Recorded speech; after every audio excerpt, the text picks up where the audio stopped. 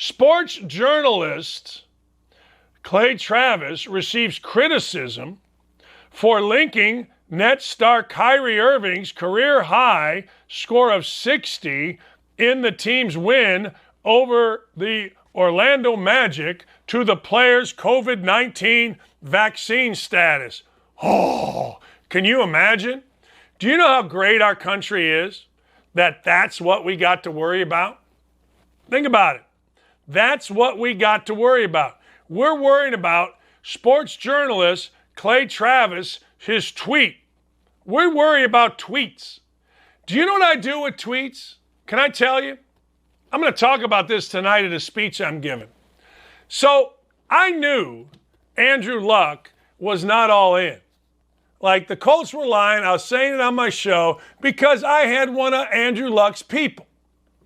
So when Andrew Luck retired, I knew it wasn't for the BS that the folks in TV were telling you. It wasn't about injuries. He wasn't into football. So I wrote, now this is where I love Twitter. My Twitter gives me such power.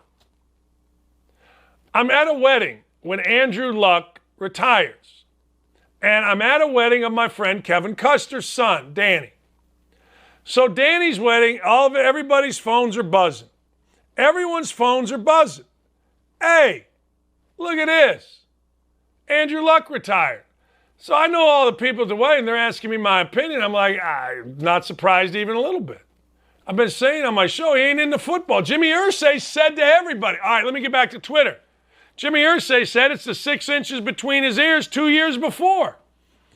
All right, so people lose their mind on Twitter, right? This is the world we live in.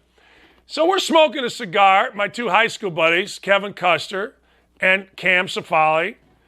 And Cam and I and our wives go back to the hotel, and I go, I'll bet you $100 that's sitting right here at the hotel bar, I can get this next tweet into the New York Post and the USA Today.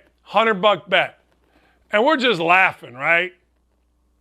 This is my view of Twitter. So I tweet something out, I can't remember what it was. Andrew Luck quit on his team, blah, blah, blah. So the one idiot, America's worst broadcast, Sarah Spain, toxic masculinity. The two dummies, Trey Wingo and Mike Golick, they're talking about this tweet. They start making fun of me for leaving West Virginia, which really pissed me off. Trey Wingo had to go back and apologize for it on the air the next day. It's really funny. All right? The New York Post picks it up, me and Gottlieb. The USA Today picks it up. It's the funniest stuff ever. This is what I do with my Twitter. Seriously. I know Twitter is the most important thing, right? I know we're all supposed to, jump up and down, stand on our head, and crap snowballs over what somebody said on Twitter. Not me. I laugh my ass off about it. Sorry. I laugh my dupayash about it. All right? Sorry. Here's the problem that people have. And I know Clay. I don't know Clay great, but it's a great tweet. It's a funny, who cares? Kyrie Irving, who is unvaccinated, Kyrie Irving, who is unvaccinated, we get so emotional about this, and isn't allowed to play in New York City because of COVID health protocols, scored 60 points in 35 minutes tonight on the road in Orlando. I don't know, guys, but he seems pretty healthy to me. People have legitimately lost their minds over this. Is he serious with this tweet? Jonathan says.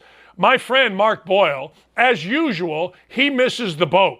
The local mandates may be outdated, which is an issue worthy of debate, but the issue was never whether KI was healthy. And yes, this tweet may be tongue-in-cheek, listen to this, but so many of his observations are disturbing that it's hard to tell. Mark Boyle is a friend of mine. He's a broadcaster for the Pacers. Who cares? I love it. I absolutely get a kick out of how Twitter gets people nuts. And it's gotten me nuts. And I decided yesterday, too much hate. So I'm backing off. I'm not responding to people's stupidity. My wife said it best. Somebody with 500 followers gets 154,000 when you respond to them. I'm not giving them. But you know what I am? I love the power that Clay Travis has in Twitter. Everybody's a psychologist. Everybody is a doctor. I love it. You can't say anything in this world tongue-in-cheek anymore. You can't say anything to go, hey, watch this. I do it all the time. Sitting at a bar with a friend of mine and our wives, I said, watch this. This will get in the USA Today. That's power. And sure enough, the idiots in the Indy Star pick it up. Maybe they did. Maybe it wasn't too negative. I don't know. But the idiots, not the idiots, the New York Post, and it makes USA Today. It's debated on Mike and Mike. Just me sitting at a bar, smoking a cigarette, laughing my ass off.